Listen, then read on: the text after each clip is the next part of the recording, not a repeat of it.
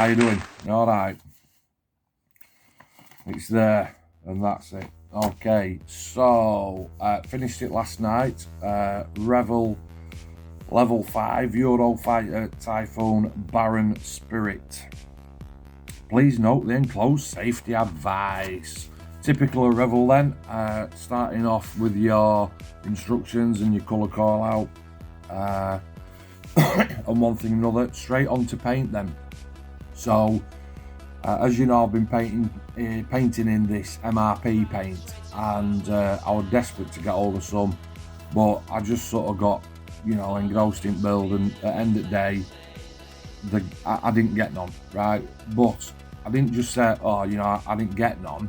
I didn't get none because I thought, I've got Vallejo and Tamiya, I've got a multitude of colours, and I have got some MRP 113. I thought, do you know what? What colour's grey? MRP, the paint that should have gone on it, their colour call out, I think is 110, I can't remember. And they don't call it barley grey, they call it camouflage grey. But as usual, when you're looking through Google and looking for reference photos, the more I'm looking, the more I'm thinking, well, what colour is grey? The 50 Shades of Grey, infamous now, isn't it, that line? But I'm sure that I can replicate grey with the paints that I've got, and actually it didn't turn out too bad at all. Alright, depending on how the light captures the actual aircraft, depends on what sort of shade of grey it is. So, as usual, I'll stick a load of pictures up, and there is 50 Shades of Grey on this bird, I've got to say. I based it in Tamiya XF81, but that's because I was doing the weapons and I got plenty of paint in my colour cup. The bird was built, so I just thought, you know what, waste not, want not. I'm going to stick it on. It makes absolutely no difference to finished product. The first paint coat down is just so that the rest of the paint sticks. So I didn't have any problems with that. Turning over then, I've got my instruction book here. Turning over, you've got all your sprue call outs. I've just seen something to remind myself that I need to talk about. The wing that all comes in one piece, which is great. That really helps. It does help, but at the same time it doesn't help. So when you start off, you're straight into your cockpit and your seats, putting your little instrument panel in, and your clear parts and one thing or another. In the side of the fuselage, two little grommets to go in from inside for your canards. On the previous video, I did say that I was going to look at drilling that out and putting a rod through. Didn't need it in the end. Okay, I think sometimes I can even overcomplicate stuff. The undercarriage housing, I did build it and I did put it in, but I knew straight away that I was going to have this bird exactly like this, because on Facebook there's a million groups, as you know, you're part of hundreds yourself, I'm sure, and some of the ones that I'm in sort of like scale aviation flight, aviation photo shoots and one thing or other. So on my feed all the time I'm getting pictures of actual aircraft, and of late it was typhoons. There were a load of typhoons had come through. Okay, so you're zooming in and you're going, oh yeah, I can see that and I can see that. So I knew straight away that it was going to go in the air. I think I've said it before, there's certain aircraft that look great on the ground, you can get away with that. Tornadoes look great on ground, but they look awesome in flight. Let me just have a look up here. Phantoms, similar. F-16s, similar. That sort of thing. I'm still looking. Stoker looks fantastic in flight. Spitfire looks great in flight. And I just thought this is going to look fantastic in flight. So first thing I had to do was find a pilot. And luckily I got one, a 1 in 48. As you know, you might not know, when you stick a figure in a 1 in 48, 9 times out of 10 you have to take his legs off. Anyway, so moving on then, so undercarriage all went in. A little bit of frustration around this sort of front end, bit of an awkward fit, but got there. Stage 10, drill your holes out. When you get to stage 10, if you've got this kit in your stash, when you get to stage 10, this kit is obviously geared towards doing the German version, and at the back of the book there's 2 armament call outs. One's for the German version, one's for an RAF version. So you have to be mindful of which one you're doing, because if you drill wrong holes out, you're going to end up with holes under your wings. Okay, stage 12, staying on with front end and popping your nose cone on. Nose cone is shaped, it's got a little recess so it can't go on any other way, it has to go on true. 15 is a few little bits of attachments, no drama with that. If you've just had a ping, I did turn my notifications off. The pods 18 and 19 that fit on end at wings. 20 is the spine and the back of the office where all the electrics are. 21 is cans, 22 wheels. Now obviously I can't comment on undercarriage, but what I can comment on is how much of an absolute it was to fit the undercarriage doors, because I did initially make a little bit of a boo-boo up here up at top. I looked at it and I didn't check my reference photos, and I thought, well, Revell have put this main front undercarriage door in and there's a bloody hole in it, so I ended up getting some plastic card out and drawing around the original, making it longer, shaping it, sanding it, smoothing it, putting it on, da-da-da, all sorts of stuff. Turns out the gap's supposed to be there. Alright, so undercarriage is sort of like 24 through 29, I can't comment on that. If you're going to go undercarriage up and put your doors in, it gets a little bit tasty round about stage 31. Bit of sanding to do, bit of pressing in to do. The way that I managed to do that was on the inside I got some blue tack, rolled it into a ball, pressed it in so that it conformed with shape, and that let me put the undercarriage doors on and sort of press them down firmly, and you haven't got that pivoting motion then, because as usual, you know, what one side will line up and the other side won't, and then because it's on such an awkward place you can't clamp it. Tape is absolutely useless, so I found that the blue tack approach the best way to do it. Okay, and that was up front as well. Cans are dead simple, they obviously just slot in front back. Stage 34 was air brake open. Again, I'd seen some videos where if you had it closed, and I have got it closed, you had to do some sanding on inside to make it actually fit down, and I did have to do that. Stage 35 canopy.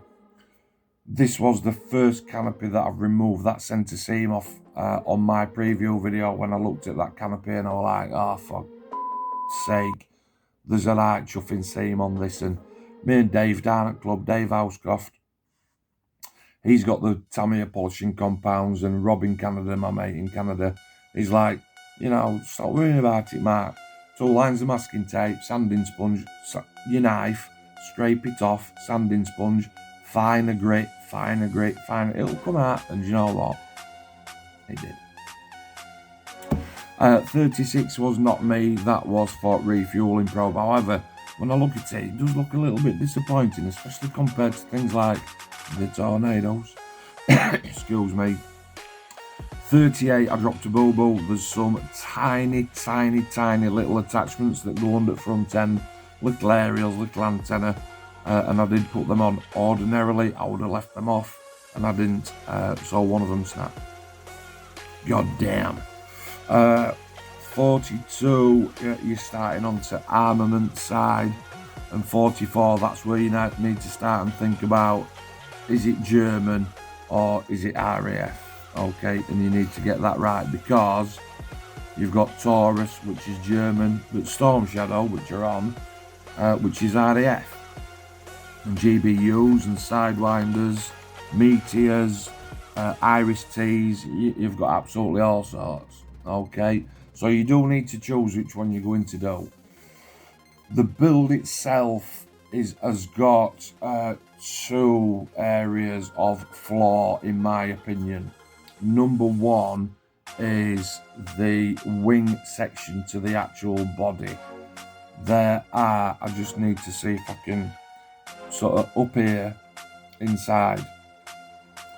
There's two bits of sort of like rectangular plastic that sort of sit in and they don't want to sit in. I'm not saying it's this kit because I know it's not this kit because I've built this twice before and I had exactly the same problems. Even though it were 4 or 5 years since, I can still remember it. There is a little bit of a fit issue around that part. I will try and put some stills on. And then the second one is that intake. You've got to get that right. A little bit disappointing that on the inside, when you look down at the inside, there's no blades. Okay, it's just a flat plate. That's a little bit boring. But I suppose it is what it is.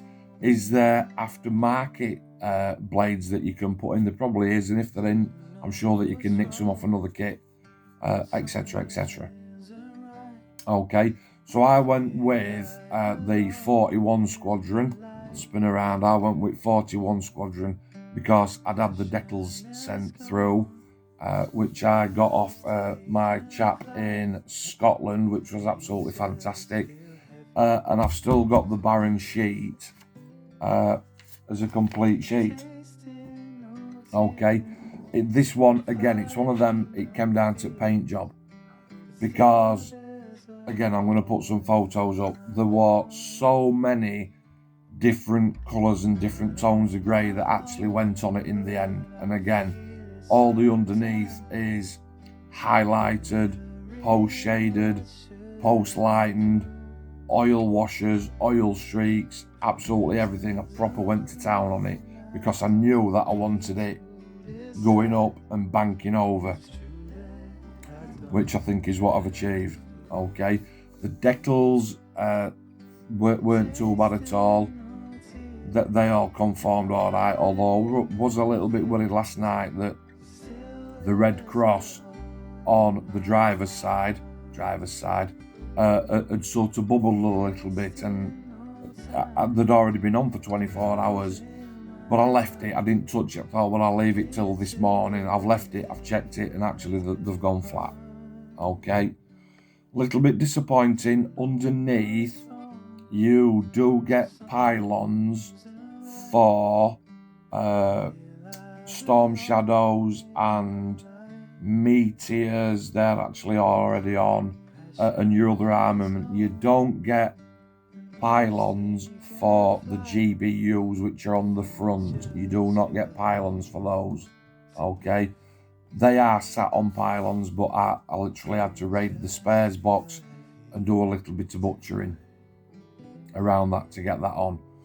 Okay, everything else went okay. It's actually not a bad kit at all. I think it retails for about 25 quid.